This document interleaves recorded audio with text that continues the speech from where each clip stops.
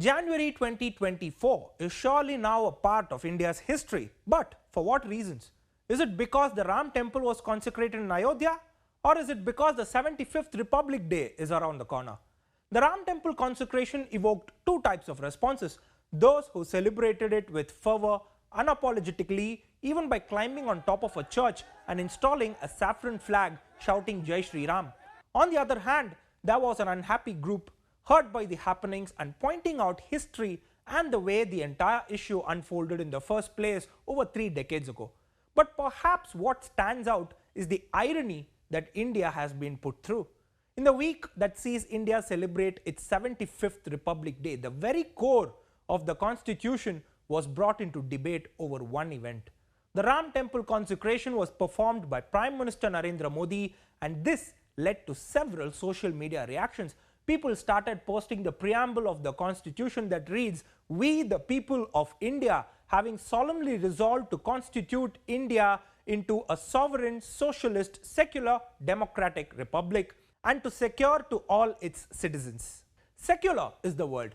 The debate surrounding the event was whether the Prime Minister, a representative of the state, was correct in being the second main character of the Ram temple consecration after the mythological Ram Lalla.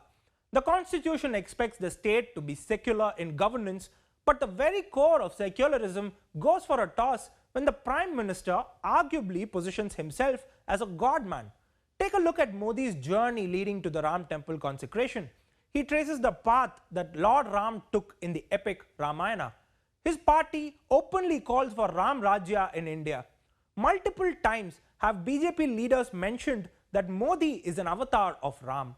That is the image that the ruling party at the center portrays of the country's Prime Minister.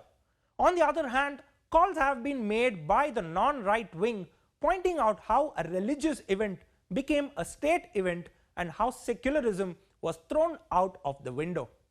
Kerala Chief Minister Pinarayi Vijayan in fact put out a statement saying, "We have come to a point in time when the inauguration of a religious place of worship in the country is being celebrated as a state event. Most of us have been invited to participate in the rituals by the trust in charge of it.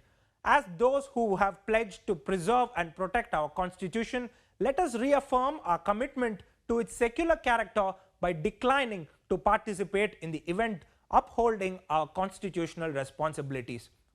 However one perceives secularism, it has most certainly gone for a toss. This is not the first time that Modi has performed pujas in an official capacity.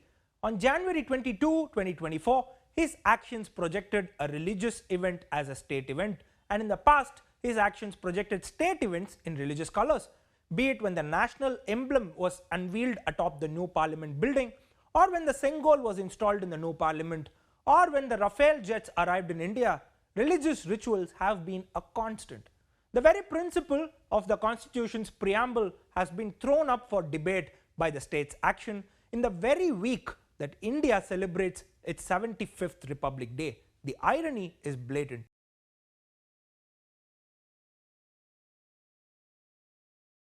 Subscribe to the Federal's YouTube page for more news and updates.